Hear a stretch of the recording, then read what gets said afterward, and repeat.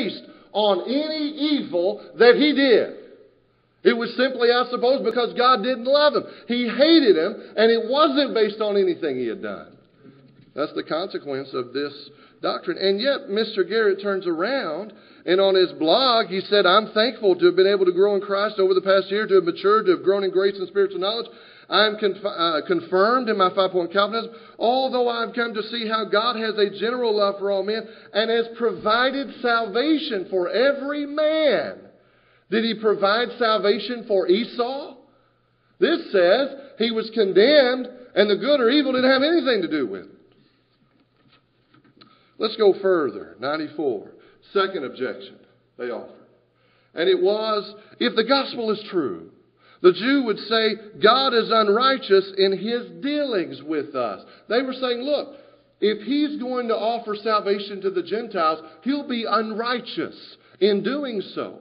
And of course, Paul is responding to that. What shall we say then? Is there unrighteousness with God? Certainly not. God is just, and this is his answer. God is just in extending mercy to all men through the gospel. That's the point they're making in Romans chapter 9 and verse 14. They're not so worried about Esau. They knew they came through Jacob. The point they're saying is, if God saves Gentiles who believe in Christ and condemns those of us who don't believe in Christ, who are Jews, then that is not righteous. They're accusing God of being unjust. The Jews were insulted by the truth that believing Gentiles would be included in spiritual Israel, whereas unbelieving Jews would be excluded. They were saying that is not right. We are God's chosen people, not the Gentiles. Going further, here is his answer. For he says to Moses, I will have mercy on whomever I will have mercy. God establishes the conditions. And I will have compassion on whomever I will have compassion. So then it is not of him who wills, nor of him who runs, but of God who shows mercy. This passage is expressing God's willingness and right to extend mercy to all men, that they may seek him by faith. After all, historically, he had been merciful to even the Jews. I want you to notice this passage. It was a passage we heard about last night. It's not of him that willeth or runneth, but of God that showeth mercy. And we were told that what that means is that your decision to accept or reject Christ has nothing to do with whether or not you're going to be saved. That you don't have free will, and this passage was cited. That's taking the verse entirely out of its context. Remember the Jew-Gentile problem. Remember what the Jews were saying. Their objection against the Gentiles who would believe being in fellowship with God, and the Jews who don't believe not being in fellowship with God. We quoted to you Romans 3:3. Israel's unfaithfulness did not prevent God from fulfilling his promise to Abraham. Now look at Romans 9:16. What is this saying? So then it is not of him who wills, nor of him who runs, but of God who shows mercy. Here's what he's saying.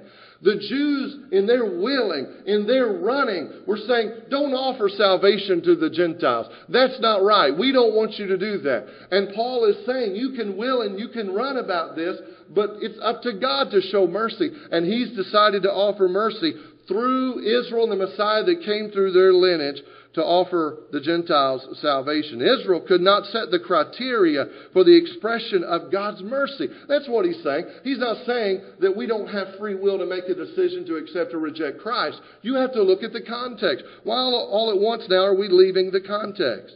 And then he brings up Pharaoh and the hardening of Pharaoh's heart. Now, why is this in the passage? That's a good question. Why is it here?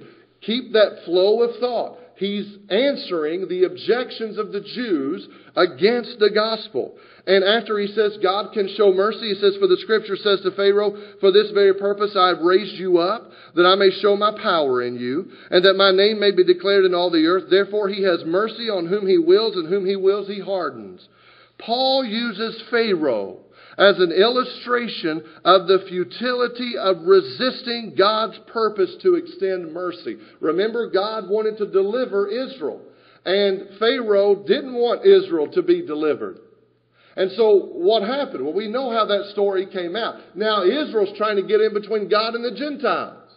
And so his point is, you should know how this is going to come out when you try to stand against God's exhibition of mercy and his declaration of that. Albert Barnes, speaking about the hardening of Pharaoh's heart, says it does not mean that God had infused into his mind any positive evil, or that by any direct influence he had excited any evil feelings, but that he had kept him in circumstances which were fitted to develop his true character. This man chose to be the man that he was. This man decided to be the man that he was. He was already going to be a wicked man, whether he was in a position of power or not in a position of power.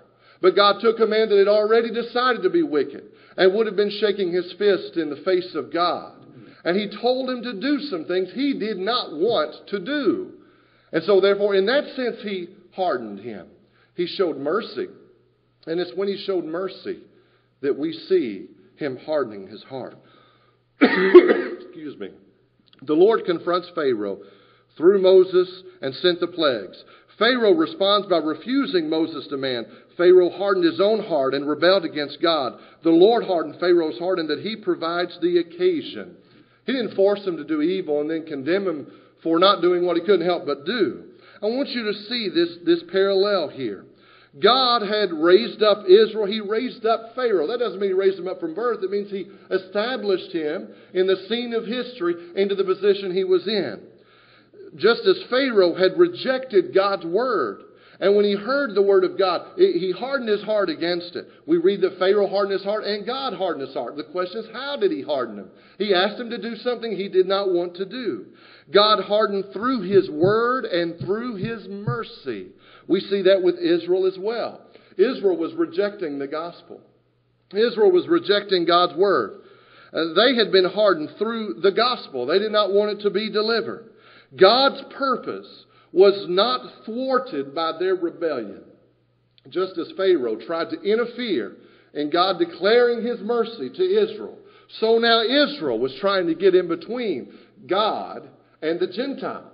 And so when he says it's not of him who wills or runs, again, that's not talking about my personal decision to accept or reject Christ. It's talking about the Jewish mindset against the gospel. God gets to set the criteria. God establishes the conditions.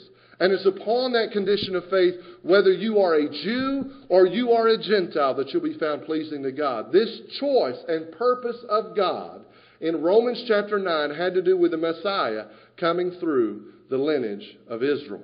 Thank you very much for your good attention.